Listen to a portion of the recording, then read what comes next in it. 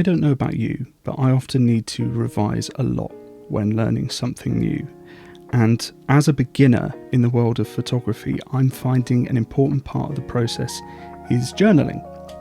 So in this video, I want to share some helpful advice I found from others, but also what I've learned simply by going out and taking some photos myself, specifically when it comes to travel photography.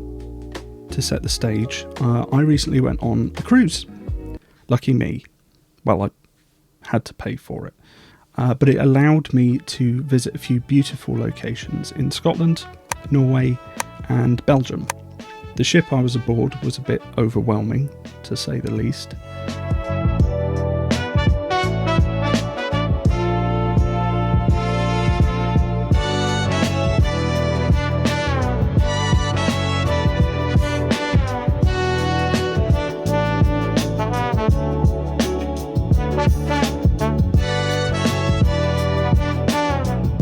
I did try vlogging while I was there, but it's going to be interesting to see. Ooh.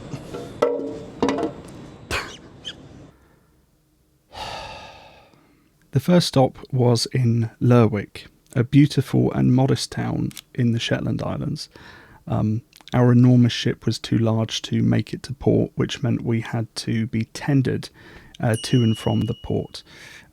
Basically, it means a lot of queuing. And when I did finally get to shore, it absolutely chucked it down. That wasn't going to stop me though. I took out the camera and shot what I could, conscious that the lighting conditions were not great, but it made me think differently about the photos I was trying to take, which brings me to my first reflection. Just embrace the mood. You hear all these people talk about the importance of golden hour and waiting for the right lighting conditions, but I didn't have that luxury. Instead, I leaned into this amazing atmosphere which was brought about by the stormy weather. Desolate cliffs, stranded structures, and this kind of melancholic loneliness. It almost became the central character to the photos I was taking. So I started to find shots which supported that vibe, with isolated subjects and plenty of negative space. After Lerwick, it was on to the next destination, Ålesund in Norway. And I decided to book a small boat cruise through an epic fjord just south of the city. I've been to Norway a few times, and I'm always blown away by how jaw-dropping the scenery is. This trip was no exception. But one thing I tried to keep in mind was a really great piece of advice I'd learned from a YouTuber called, and I'm sorry if I get this name wrong, Leander Hofler, and that is to think in sets.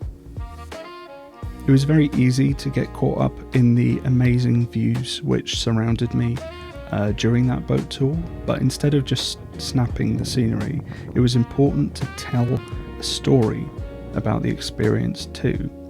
Thinking in sets really allows you to do that. Basically, think of 3 categories. Establishing shots. Important for defining the most prominent views of the location to set the scene. Ambience. These are shots which show the atmosphere of the location, so photos of people in the street, or maybe shots of architecture and transport, something which captures the character of a place. Detail. Shots which provide some essential intimacy and tactility to the location.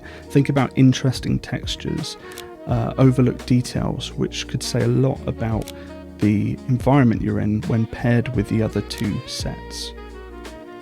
After trying this out, I found this to be a really simple and memorable technique for enhancing the variety of my travel photography. And also, while these sets feel like they lend themselves to wide medium and tight focal lengths for each respectively, I think you could also get some amazing results by challenging yourself. For example, think about trying to shoot an establishing shot with an 85mm lens or a detail shot with a 16mm. That could force you to get something more unique. So next it was on to Flåm, a picturesque village which is home to one of the most beautiful railway journeys you can experience in Norway. A honeypot location, if ever there was one, for breathtaking landscapes. I got a bit carried away on this one. I was moving quickly through this incredible scenery, so I was impulsively shooting as much as I could. This ultimately led to my next realization. Don't forego the moment. Taking photos at the expense of being present in the moment was a mistake on my part. Instead of enjoying the experience, I was anxiously trying to capture everything I could.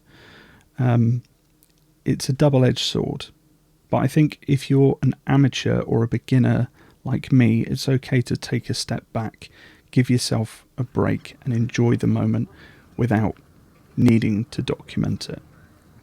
Not so much a photography lesson, but taking moments to turn off the camera and stay present is really important. The final stop on the cruise was Zeebrugge, which led to Bruges in Belgium, a city which needs no introduction. Steeped in history and beauty, if I'm being honest, I personally don't think the photos I took here were very compelling. I could blame lighting conditions or how busy the locations were, but I don't think that was the problem. They were just a bit uninteresting. Photos which are perfectly nice but don't have much character to them.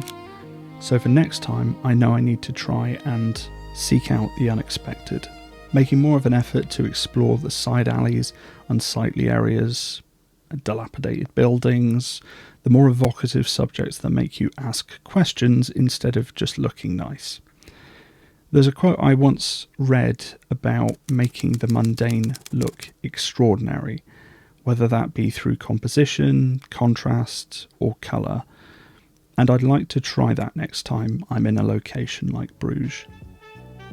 Anyway, to recap, embracing the mood of a location is great for helping you decide what to photograph. Thinking in sets helps create variety in your photos and tell a story about the places you visit. Don't forego the experience for the sake of chasing every photo opportunity you possibly can. And finally, seek out the unexpected subjects which aren't immediately obvious. Again, this is just things I found helpful. Hopefully that was of interest or helpful to you too. And if you have any beginner tips or pieces of advice, I'd love to hear them in the comments below. So all that remains is to say thank you for watching, hope you're safe and well, and I'll see you in the next one.